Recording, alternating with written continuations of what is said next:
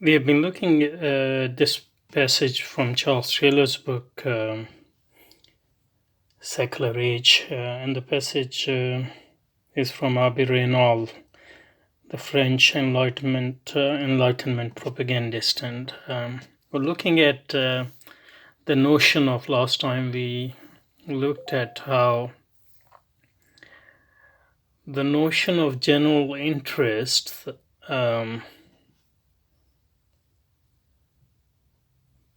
became the foundation of the modern society. We looked at how the transition from the Christian civilization to modern capitalist civilization can be seen as a transition from a society in which the central values were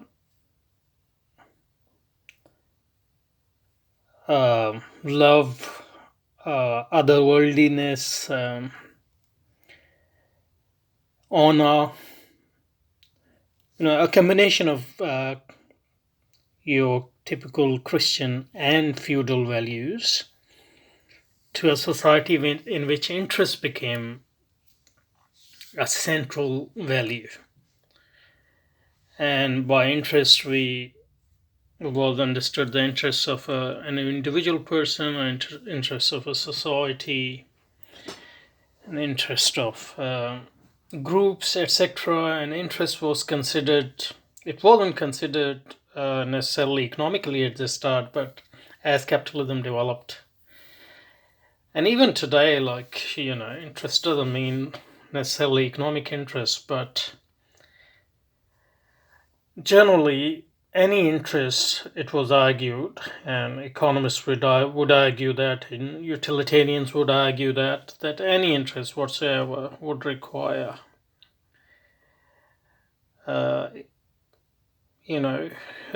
economic interest would require that economic interest be made supreme, because without material means, no interest can actually actualize. And then we looked at the difference between interest and general interest, and we'll start from there today again. So interest has become, so modernity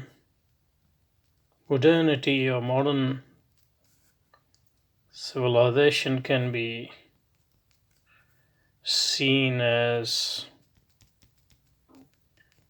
the formation of modern civilization, or the emergence of modern civilization can be seen as a transition from a society which was a Christian society, a Christian civilization based on values which are sometimes lumped under the umbrella term passions. For example, by Hirschman in his classic work, The Passions and the Interests. To society in which the main value is interest. And two early disciplines, which, more than two, but which sort of developed this notion of interest. Obviously, there's psychology, and psychology has always had a close connection with economics. And then you have the whole movement, utilitarian movement. Utilitarianism in philosophy and morality. And utilitarianism sort of builds on insights from psychology, especially associationist psychology. And then develop economics and political economy in general. So this notion of interest became a founding or foundational stone, or the key value of the modern civilization. So one way to understand modern civilization, or a transition from Christian civilization to modern capitalist civilization, is a civilization in which passions were the main supreme values: passion of love, passion of worship of God, otherworldliness were the supreme values, to a society in which interests become the fundamental value and foundation of society. And a society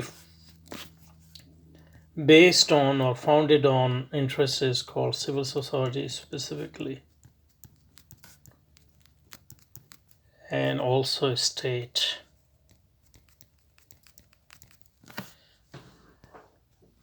Um, and as Hirschman and others have emphasized, interest wasn't necessarily understood in terms of capital accumulation, but it was always realized, or at least in the end, it was realized that the practical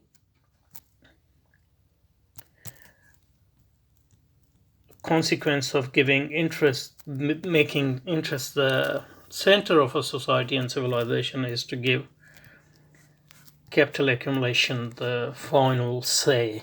And in that sense, the supreme value of general interest is basically is giving the capital accumulation and its logic the supreme value in practice. And that is clear in many works, but specifically and recently in the earlier work of utilitarians, and then Locke, and among recent political philosopher Rawls's work makes it clear, because even though it's two principles of justice, even though the main principle is the principle of freedom,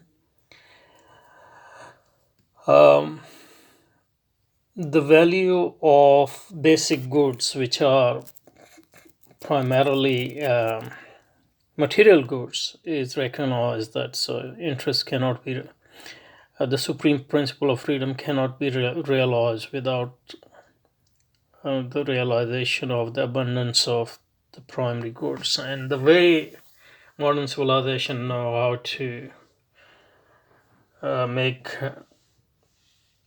the availability of primary goods is through capital accumulation, through capitalism, through basing the whole civilization on the supreme principle of capital accumulation. So we had looked at that much last time. So interest, we said, was we can divide interest of an individual, social groups, and society as a whole, or humanity. So these are all, and different modern ideologies, depending on their focus, they are classified according to. So if your focus is on individual and everything else is a means to that, then you are sort of in a liberal camp. Social groups, so you come into communitarian or nationalist group. Society and humanity, society probably social democracy, humanity probably communism and socialism. So this is a rough sketch of the focus, but still all these interests, individual interests, social interests, society and humanity's interests, are still differentiated from interests as such, or that's what we call general interest. So that is basically interests in interests. It becomes important when we realize that the practical implication of this supremacy of interest is the supremacy of capital. So in capital, capital can be capital accumulation can be for the individual, for social groups, for society, or for humanity as a whole.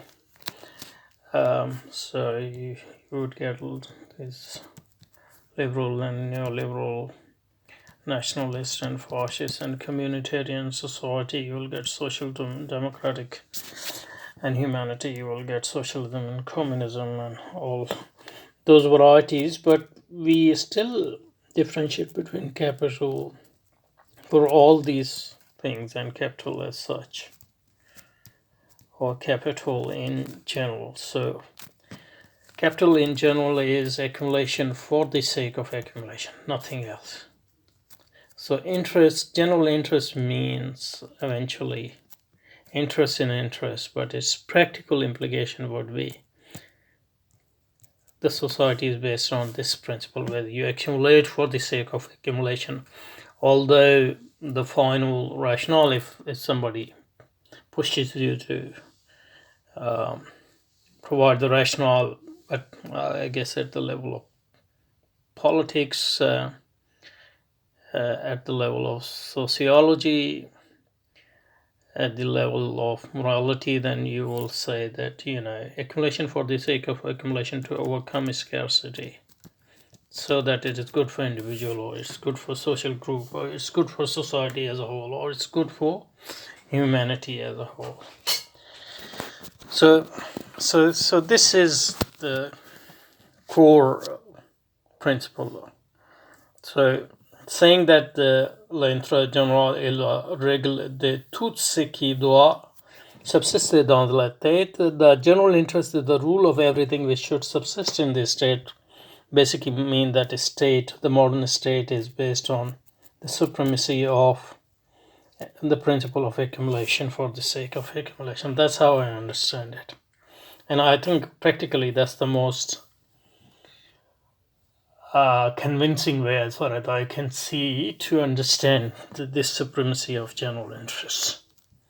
That's what practical shape this supremacy of general interest has historically taken, and I think one can provide logical explanation for that, as I have tried to. I'm sure other people can explain it a bit differently, but this seems to me the best logical explanation which I can think of. So just to go back to the passage, Avicenna, in a very influential work, makes it clear that conformity to this modern idea of order, the idea of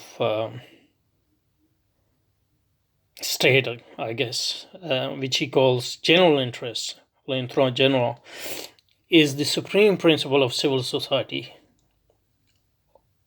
aka capitalist society and state.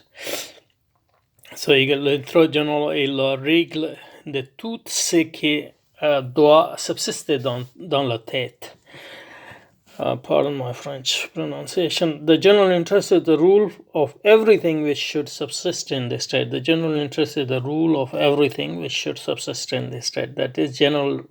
The general interest is the supreme principle of the modern state, the modern civilization, the modern society.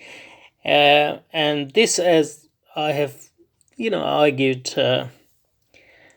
is its practical manifestation is making accumulation for the sake of accumulation, or capital in general, the supreme interest, supreme principle of the modern state, modern society, and modern civilization. So when you shift from a society based on so-called passions to the society of interest or civilization of interest, what you get is the absolute dominance of the principle of accumulation for the sake of accumulation, and subsuming society under it, and founding the state on that supreme principle, in the sense that anything